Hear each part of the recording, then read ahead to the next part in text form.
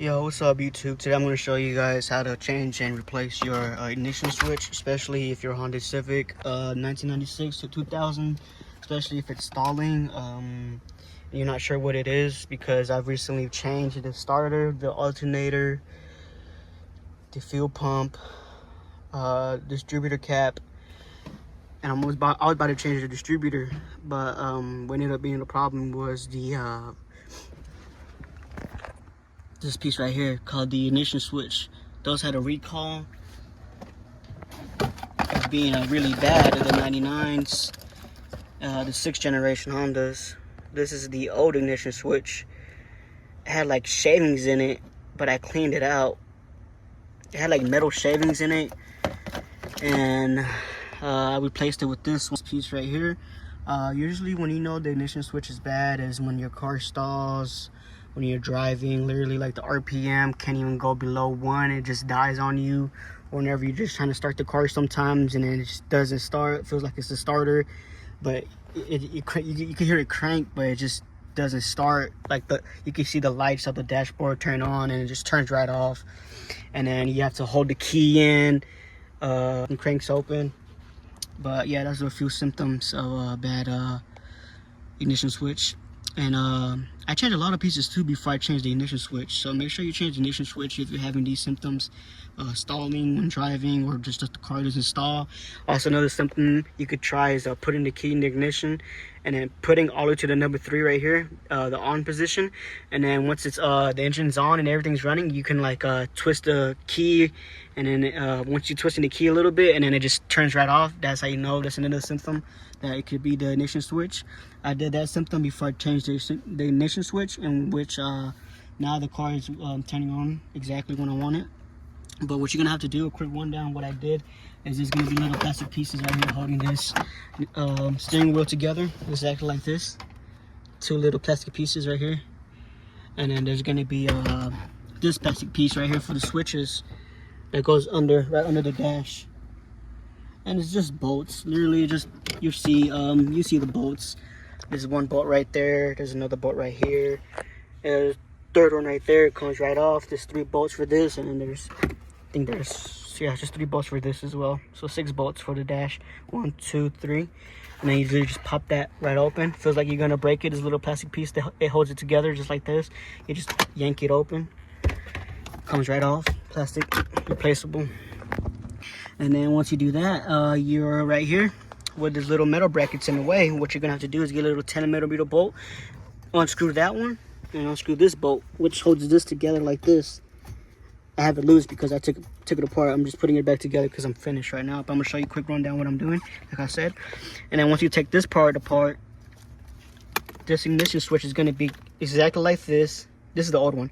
It's gonna be exactly like this, connected, and then there's gonna be wirings in the back right here in the middle, which you're gonna see. This is part of the ignition switch right here. The zip, I have to zip it together. But yeah, those wires are gonna be together, and you're just gonna follow that wiring, just disconnect just 2 brown brackets exactly like this. And all you have to do to disconnect it is gonna be connected just like this. You see, it's connected just like this. All you have to do is press down on this little pin right here. You see this little lever, press down on it and yank it back. Once you yank it back and press down the lever first, then yank it, comes right off. Once you do that, you're gonna have to do some wiring on one of the brackets, but it's super easy. Trust me, I never done wiring in my life, but it's I got it down in a couple seconds. I watched a YouTube video, which I will link down in the description below, which I watched in a couple seconds and got it down.